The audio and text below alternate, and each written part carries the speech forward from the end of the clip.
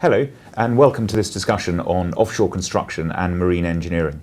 My name is Adam Constable QC. I'm a barrister at Keating Chambers, and I specialise in engineering, construction, disputes, and in particular shipbuilding, rig building, offshore construction, wind farms, all sorts of structures that are either made to go on the sea or are installed in the sea. Abdul. Yes, hello. I am Abdul Jinadu. I'm also a barrister at Keating Chambers. I similarly specialise in civil engineering, construction, infrastructure, energy work. We are today going to cover in a relatively brief period of time the key themes that are instilled in the world of offshore construction, and perhaps touch on differences between onshore and offshore construction, coinciding with the publication of Keating's new book on construction and engineering. A ship is a chattel, and so looked at very simply, the obligation was to build the ship and deliver it, and the obligation on the purchaser was to pay for it upon delivery. Yep.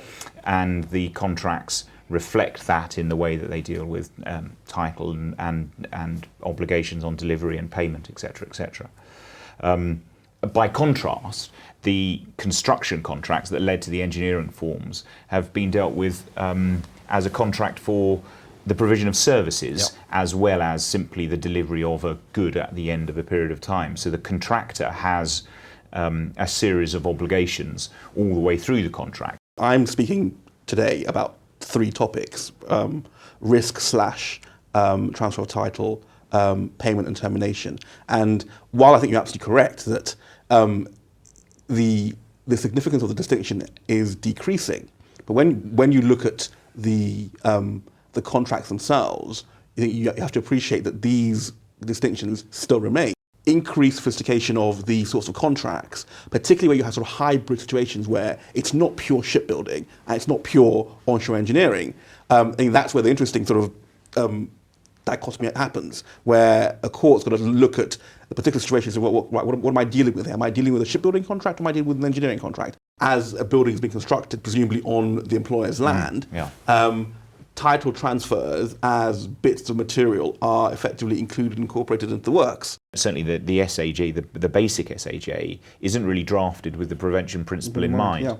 And so there are frequently arguments, and over the last few years there have been more, where it's suggested that the machinery has broken down if there's some act which isn't expressly catered for. The more interesting debate, and it's one I suspect that will develop over the next few years, is whether or not there's an argument that in fact the prevention principle should not operate so as to deprive the owner of all of their rights. Mr. Justice Ramsey in Mercon and Bluewater raised judicial eyebrows, if I can put it that way, as to the surprising effects of the prevention principle.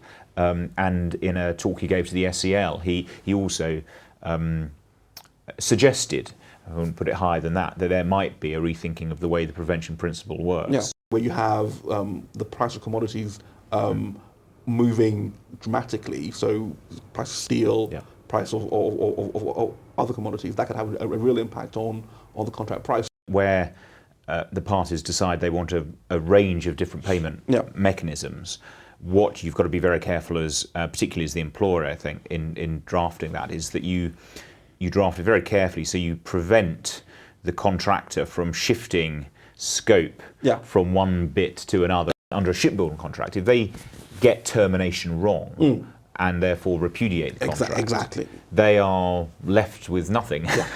Whereas if I'm a owner of a builder, a building that's being built, and I terminate wrongly, well, sure, I'm going to have to pay the contractor his lost profit.